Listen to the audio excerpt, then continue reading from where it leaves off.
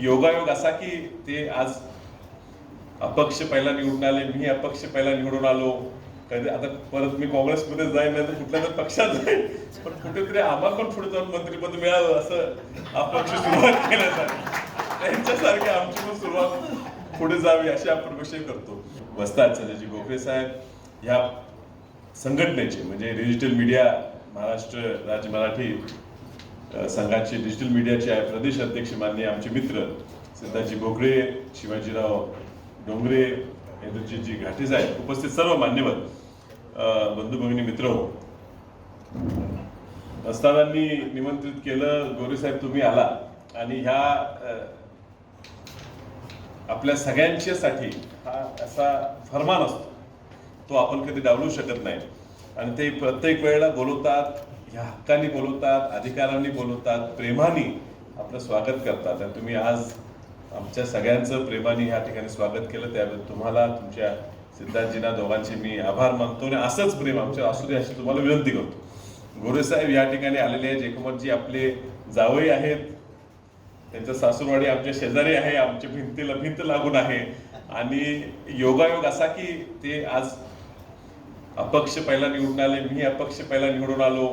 कधी आता परत मी काँग्रेसमध्ये जाईन नाही तर कुठल्या तरी पक्षात जाईन, पण कुठेतरी आम्हाला पण पुढे जाऊन मंत्रिपद मिळावं असं अपक्ष सुरुवात केल्यासारखी त्यांच्यासारखी आमची पण सुरुवात पुढे जावी अशी आपण विषय करतो.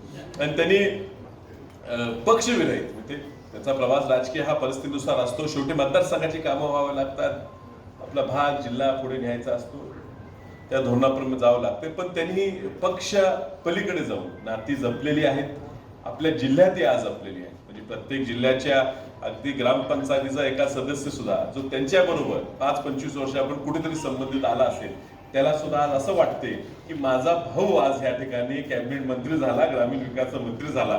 त्यामुळे खूप लोकांची सांगली जिल्ह्यात तुमच्याकडे अपेक्षा आहे, त्या अपेक्षेला तुम्ही त्यांना येईल त्या माणसाला आदर देताय, त्यांची कामं पण व्हायला लागली आहे. त्यामुळे जरी ते मंत्री सोलापूरचे पालकमंत्री असले, सातारा जिल्ह्याचे मंत्री असले, तरी सांगलीकरांच्या दृष्टीनं तुम्ही सुद्धा आमचे पालकमंत्री असल्यासारखंच आम्ही तुमच्याकडे पाहतो. त्या पद्धतीने तुम्ही यापुढे काम करत राहाल असं मला पूर्ण विश्वास आहे.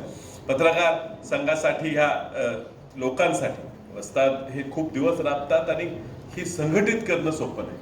कारण किती जरी आपण म्हटलो पत्रकार एकत्र असले पाहिजे, तर ह्यांच्यात जेवढे इगो आहेत वानखेडे साहेब एकामेकात, ते इगो सॉफ्ट करून एकत्र आणणं नॉट अ जोक, ही काय सोपी गोष्ट नाही. आणि हे वस्तादच आहेत. वस्ताद असल्यामुळे सगळ्यांना ट्रेनिंग देऊन सगळ्यांना एकत्र करायचं काम त्यांनी अत्यंत चांगल्या पद्धतीने केलेलं आहे. आणि डिजिटल मीडियामध्ये काही विषय आहेत आणि तुमच्या आज या अधिवेशनातून त्या बाहेर याव्यात, आमच्यापर्यंत पण त्या अडचणी समजून आम्हालाही घेता याव्यात. आज डिजिटल मीडियामुळे यूट्यूब चॅनल्स एवढे वाढलेले आहेत, त्याबद्दल जेन्युइन नॉन जेन्युइन अशी काही चॅनल्स पुढे येताना दिसतात.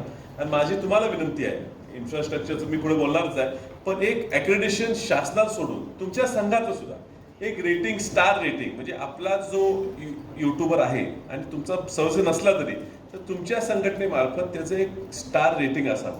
म्हणजे तो मुद्दा बोलतो का, तो ब्लॅकमेल करायला बोलतो का, खरोखर मुद्दा काढायला बघतो, ह्याच्याप्रमाणे त्याला एक स्टार रेटिंग तुम्ही दिलं तर लोकांपर्यंत पण जाईल की हा मुद्दा मांडतो, तो चांगला मांडतोय, त्यालाही उद्या जाहिराती मिळायला मदत होईल, त्याची व्ह्युअरशिपसाठी मदत होईल. कारण आज एवढं कंटेंट अवेलेबल आहे, हा कंटेंट रेग्युलेट करणं शासनाने प्रयत्न केला, डीपीडीपी ऍक्ट आणलेला, IT ऍक्टमध्ये प्रोव्हिजन्स केलेले आहेत. मात्र जेन्युइन काय आहे आणि खरी बातमी कशी बाहेर येते यासाठी कुणीतरी तुमच्यामध्ये विदिन द पिअर्स तुमच्या संघटनेमार्फत आले पाहिजे.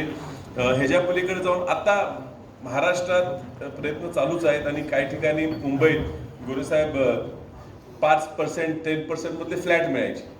आणि त्यामुळे वसंतदादांच्या काळात बघतो, आम्ही पण जातो, जवळजवळ सगळेच पत्रकार त्या वसंतदादांनी असे फक्त सही करून सगळ्यांना फ्लॅट दिलेले आहे. ते फ्लॅटची किंमत 2-2, 5-5 कोटी आता झालेली आहे. आता परत एकदा एक नवीन फेरी मुंबई पुण्यात तुम्ही काढावी लागेल, ज्या करून आपल्या ह्या सांगली जिल्ह्यातल्या लोकांना सुद्धा मुंबईसारख्या ठिकाणी एखादा आवास, एखादं घर मिळू शकेल. आणि सांगलीत सुद्धा माझं प्रामाणिक म्हणणं असते की घराची काळजी न करता ही लोक दिवस रात्र राबत असतात. ह्यांना धमक्या येतात, ह्यांना त्रास होतो, कधी राजकीय एखादा मुद्दा मांडला तर राजकीय माणूस व्यक्ती आपल्या विरोधात जातो, आम्ही कधी कधी आपल्या एखाद्या सहकार्याच्या विरोधात जातो. आणि हे सगळं करताना त्याचं मन शांत पाहिजे, त्याचं घर सुखी पाहिजे. आणि घर सुखी पाहिजे असलं तर त्याला एखादं चांगलं राहतं घर पाहिजे. आपल्या फॅमिलीज ह्या एकामेकात खेळ मिळत वावरल्या पाहिजे. एकत्र कुटुंब असलं तर एकामेकाला सपोर्ट राहील. सांगली सुद्धा एखादी कॉलनी जिल्हा बँकेमार्फत मी परवा ठराव करून घेतलेला आहे की अत्यल्प दरात आम्ही कर्ज द्यायला तिथं तयार आहे, 100% लोन द्यायला तयार आहे. कलेक्टर साहेबांना पण आपण मागणी केलेली की एका अतिरिक्त जागा उपलब्ध करून द्या, एक चांगली स्कीम करून ह्यात डिजिटल लोकांना सुद्धा तिथं तुम्ही घरं देऊ शकलो. हे सगळे कुटुंब बनून नाही नाही नाही तेच म्हणतो आम्ही जागा अप्रूव्ह करून देणार. शासनाने जागा द्यायची, जो बांधकामाचा खर्च आहे तेवढंच तुम्ही द्यायचे, दुसरं काय द्यायचे नसल्यामुळे त्याच्यावरच अति कुठलंही तारण न घेता, जामीनदार न घेता फक्त त्या घराला तारण घेऊन आम्ही जिल्हा बँकेमध्ये कर्ज द्यायला आम्ही तयार आहे. त्या ग्रेडेशन केले, कुणाला किती कोण लाखाचं काय ग्रेडेशन केलेलं आहे, त्याच्या पगाराचा ह्याच्यावर छोटे पैसे फेडले पाहिजेत. आणि तुम्ही जर संघामार्फत तुम्ही त्याला हमी दिली की तर कदाचित त्याला मग एक अपग्रेडेड स्टेप पण देता येईल. आणि हा तुम्ही आपण सांगलीत बघतो आता ऑफिसर्स क्लब सांगलीत तयार झाला. ऑफिसर्स क्लब काय आहे की जे इथं अधिकारी असतात त्यांच्यासाठी कुटुंब जाऊन तिथं मग काय स्विमिंग पूलमध्ये उड्या मारतील, जण नाश्ता जेवण करतील, हात पितील वगैरे काय करतील ते त्यांची कुटुंब एक फॅमिली म्हणून तो टेबल टेनिस खेळते, लॉन टेनिस खेळते, बॅडमिंटन खेळते. आणि हा वावर आहे. तर हे ऑफिसर्स क्लब झालं. आमचं म्हणणं होतं आमच्या राजकीय लोकांचं पण एक क्लब असावं. तर शासनानं जागा दिली आहे, शासनाने सिटी प्राईडच्या मार्ग दिली, सिटी प्राईडच्या तिथं आम्हाला उभा करायचं. तिथं जर तुम्ही जागा तुमच्या उपलब्ध असेल तर एखादा क्लब म्हणजे काय रिक्रिएशनल क्लब, स्पोर्ट्स क्लब होईल. मुलं टेनिस खेळतील, मुलं बॅडमिंटन खेळतील. असं तुम्ही एक जर तुमच्या माध्यमातून तुम्ही पुढाकार घेतला तर त्याला लागणार सहकार्य, त्याला लागणार निधी आम्ही निश्चित उपलब्ध करून देऊ. तुमच्या आजच्या अधिवेशनाला मी खूप शुभेच्छा देतो. अजूनही लोक बोलणार आहेत आणि कदाचित संध्याकाळी चंद्रकांत दादा येणार आहे. तुमची सुद्धा आज चर्चेतून भरपूर होणार आहे. जे लागतील ते मुद्दे आमच्या उपलब्ध करा. मला बोलवलं, मला बोलायला संधी दिली, याबद्दल आपल्या सर्वांचा आभार मानून थांबतो.